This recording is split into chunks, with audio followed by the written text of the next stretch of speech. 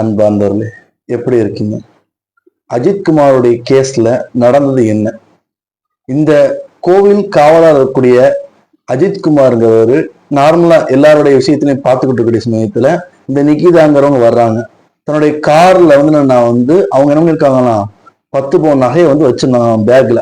நேரா ஸ்கேன் எடுக்க போறவங்க ஏன் கார்ல நகையெல்லாம் எடுத்து பேக்ல போட்டு கொண்டு வரணும், ஏன் எடுத்துட்டு போட்டுன்னு ஒரு இதாவா? அதாவது இந்த விஷயத்துல பொறுத்தவரை நகை இருந்ததாவே ஒரு டவுட்டா தான் எல்லாரும் சொல்றாங்க. ஏன்னா ஃபர்ஸ்டே கேட்டிருக்கணும், நகை ஏன் பேக்ல வச்சிருந்தீங்க, இன்னைக்கு நேரம் ஸ்கேன் எடுக்க போயிருக்க வேண்டியதானே. ஸ்கேன் எடுக்க போறவங்க ஏன் நகை எடுத்துட்டு வரணும்?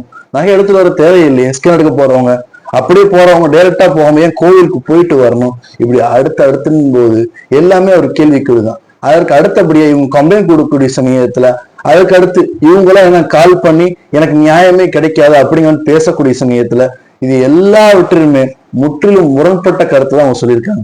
ஏன்னா ஓட்ட தெரியாத வாண்டடா கீழே யாரும் கேட்க மாட்டாங்க. அதே மாதிரி அப்படி கேட்கக்கூடியவங்க தன்னுடைய நண்பர் மூலியமா வச்சு என்ன சொல்றது, அவங்க கொடுக்கக்கூடிய சமயத்துல வேற வழி இல்லாம நண்பர் மூலியமா வச்சு அந்த காரை நிப்பாட்ட சொல்லியிருக்காங்க. இதுக்கு அடுத்தபடியே விசாரிக்கக்கூடிய சமயத்துல 5 பேரையும் கூட்டு போயிருக்காங்க.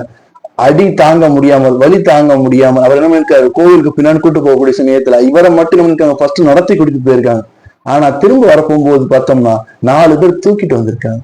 ஏன்னா அந்த அளவுக்கு ஒரு அடி அவருக்கு கொடுக்கப்பட்டிருக்கக்கூடிய ஒரு விஷயம் 30 காயங்களும் ரொம்ப பலத்த காயமா இருக்கு, கொடுங்கோ காயமா இருக்கு. ஒரு விஷயத்தை நன்கு கவனிக்க வேணும். என்னதான் ஒருத்தர் குற்றம் சாட்டப்பட்டிருந்தாலும் அது நிரூபிக்காத வரை அவர் குற்றமற்றவர் தான். அதே சமயத்துல அதற்கு அவர் அடிப்பதற்காகவோ அவர் கொலை செய்வதற்கோ எந்த ஒரு இதுல என்ன இல்லை, ரைட்ஸ் இல்லை, உரிமை இல்லை. உலக மனித உரிமை ஆணையம் அப்படிங்கிறது பார்த்தா கூட இவங்களை டார்ச்சர் பண்றது, ஆர்டிக்கல் யுஎன்ஏ ஆர்டிக்கல் அப்படின்னு எல்லா எலிமெண்ட் 3, 4, 5ல இருந்து எல்லாமே என்ன பண்றாங்க, எல்லாம் வன்மையா கண்டிக்கக்கூடியதா இருக்கு. மெயினா நான் சொல்லக்கூடிய ஒரு விஷயம் என்னன்னு பார்த்தோம்னா, இப்படி இருக்கக்கூடிய இந்த நிலையில பொறுத்தவரை அஜித்குமார் கொலை செய்யப்பட்ட பிறகுதான் அதாவது எல்லாரும் என்ன பண்றாங்க, நிகிதா பக்கம் திரும்புறாங்க. பொதுவா யாராவது ஒரு பெட்டிஷனர் வந்தாங்கன்னா அந்த பெட்டிஷனர் ஃபர்ஸ்ட் சரியானவங்களா, அவங்க கொடுத்த கம்ப்ளைண்ட் சரியானதா உண்மையானதா அப்படின்ட்டு ஃபர்ஸ்ட் போலீஸ் ஆராயணும்.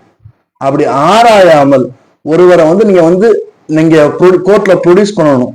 இல்ல என்ன ஏன் தெரியாம நீங்க அவர் மேல கையை வைக்கும்போது எந்த விதத்துல நியாயம் சொல்ல தெரியல. ஆனா இதை வன்மையா கண்டிக்கிறது மட்டும் இல்ல, அடுத்தடுத்து நடக்காது என்ன நிச்சயம்.